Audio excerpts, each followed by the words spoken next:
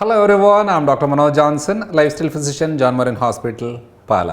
ഭൂരിഭാഗം സ്ത്രീകളിലും പെൺകുട്ടികളിലും കോമൺ ആയിട്ട് കണ്ടുവരുന്ന ഒരു പ്രശ്നമാണ്. പക്ഷേ അത് അവർക്ക് പ്രോപ്പറായിട്ട് മനസ്സിലാക്കാൻ പറ്റാത്തതാണ്.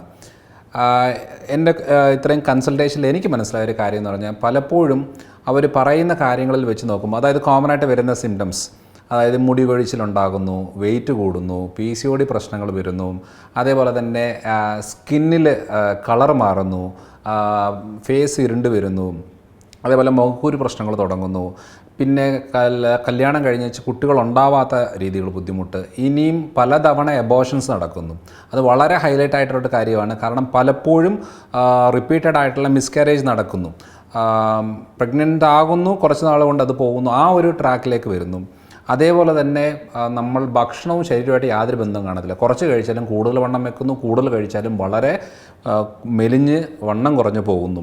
അതേപോലെ തന്നെ താരൻ്റെ ബുദ്ധിമുട്ടുണ്ടാകുന്നു, തുമ്മൽ, ശ്വാസം മുട്ടൽ, അലർജി പ്രശ്നങ്ങൾ വരുന്നു, പീരിയഡ്സിൻ്റെ ഇറഗുലാരിറ്റി തുടങ്ങുന്നു. അപ്പം ഈ പറയുന്ന ഭൂരിഭാഗം കാര്യങ്ങൾ ശരിക്കും പറഞ്ഞാൽ ഒരു രോഗത്തിൻ്റെ അല്ലെങ്കിൽ ഒരു ഡിസോർഡറിൻ്റെ ലക്ഷണമാണ്.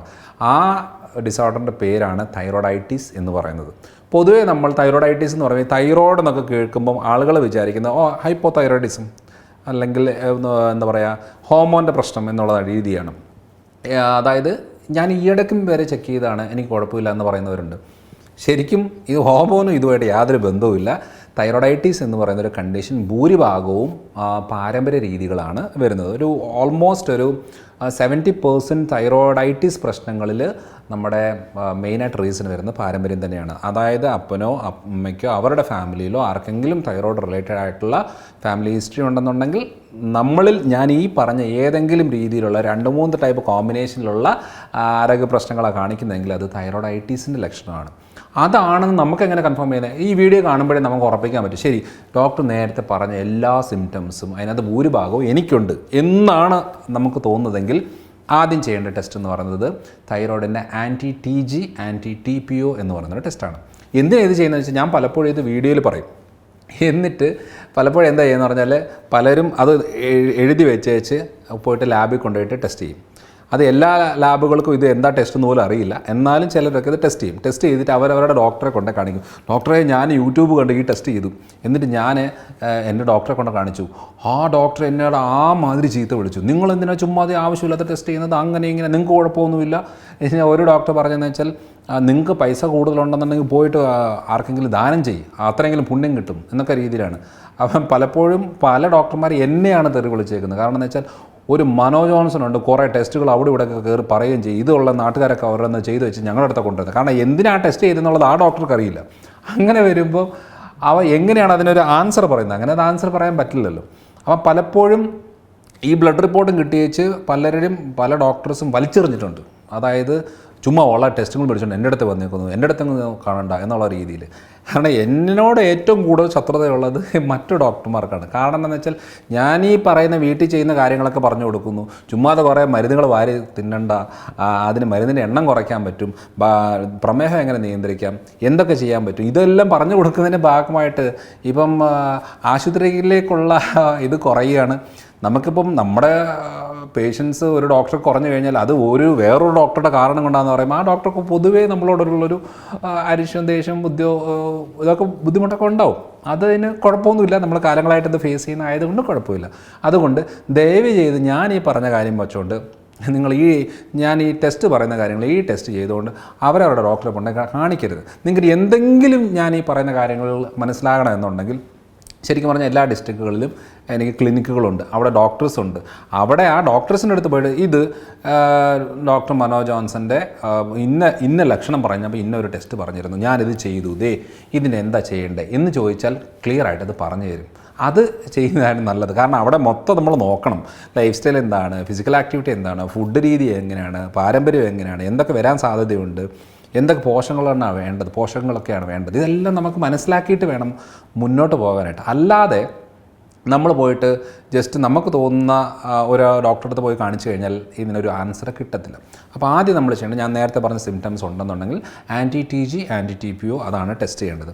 രണ്ടാമത് ചെയ്യുന്ന കാര്യം എന്ന് പറയുന്നത് വിറ്റമിൻ ഡി നമ്മൾ ക്ലിയർ ആയിട്ട് നോക്കണം.